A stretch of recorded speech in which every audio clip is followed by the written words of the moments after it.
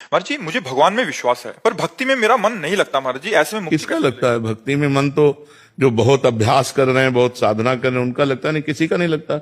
जहां नाम जप करने बैठो, माला उठाओ, मन भागता है।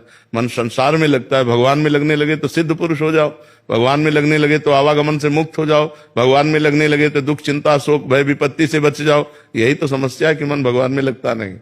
भगवान पर विश्वास तो है क्योंकि हम भगवान के अंश हैं, पर भगवान में लगने लगे तब बात बनेगी।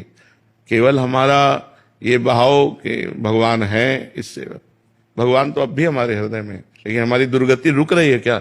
दुर्गति, अशांति, चिंता, शोक, भय, इससे हम तभी मुक्त होंगे जब हम भगवान का भजन करेंगे, हम नाम जप करेंगे, भगवान की लीला कथा सुनेंगे, भगवान की सेवा करेंगे, तभी हमें लाभ मिलेगा।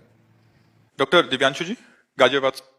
महाराज जी आप कह रहे हैं कि आप पिछले 12 सालों से मतलब बच्चों को पढ़ा रहे हैं, जिसमें आईपीएस पुलिस अधिकारी और ये सब बनते हैं महाराज जी। महाराज जी कह रहे हैं कि इस दौरान मैंने देखा है कि ये विद्यार्थी केवल किताबों से ही नहीं भीतर से भी जूझते हैं महाराज जी। कभी असफलता का बोझ, कभी आत्म संदेह, कभी लक्ष्य को लेकर उलझन। ऐसे में महाराज जी मेरा प्रश्न है कि इसका कारण मूल समझो ना, ब्रह्मचर्य की हीनता, व्यसन, ब्रह्मचर्य की हीनता, व्यभिचार परायणता, कुसंग, वृत्ति का बहिर्मुख हो जाना, ये कारण है। अगर वो संयम से रहें, मान लो जब तक ब्याह ना हो तब तक तो ब्रह्मचर्य का अधिकार है ही, ब्रह्मचर्य रहें, कोई व्यसन ना करें।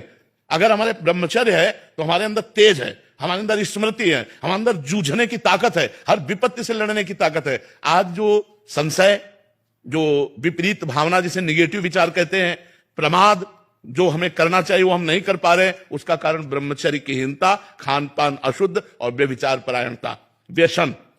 अगर इन पर ध्यान दिया जाए तो फिर उन्नति स्वाभाविक है, और विश्वास दृढ़ और पॉजिटिव चिंतन, ये हमारे लिए जो आवश्यक जीवन के लिए वो आ जाए। आज हमारे बच्चे ब्रह्मचर्य को नहीं समझ रहे हैं, व्यसन करने से कितनी बड़ी हानि होती है ये नहीं समझ रहे हैं, व्यर्थ का जो ओवर थिंकिंग है वो बढ़ती चली जा रही है, उसको रोकने का उपाय नहीं जान रहे हैं, इसलिए कभी डिप्रेशन में चले जाते हैं और कभी इतना निगेटिव हो जाते हैं कि कर लेते हैं। मान लो असफलता मिली, करने का विचार ले आते हैं, ये ठीक नहीं है। तो इसलिए पवित्र भोजन, संयम से चलना, और हमारे आचरण पवित्र हो, हमारे विचार पवित्र हो, तो हमारी पॉजिटिव चिंतन बने।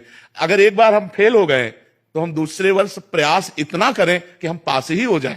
हम कह रहे हैं कि आज तक हमने जो पढ़ा कि अगर हम 10 में हैं तो 10 वाला ही चैप्टर हमको दिया जाता है, और 10 वाले चैप्टर से ही हमसे प्रश्न किया जाता है, तो हम फेल क्यों हो जाते हैं? क्योंकि हमने पढ़ाई में प्रमाद किया, हमने अपने समय को अन्य जगह बांटा, दिमाग को अन्य विषयों में बांटा, इसलिए हम अपने चैप्टर में कमजोर हो गए। तो जो हमें चैप्टर मिले उसमें हम एकाग्रता कर सके, इसलिए हमें खान पान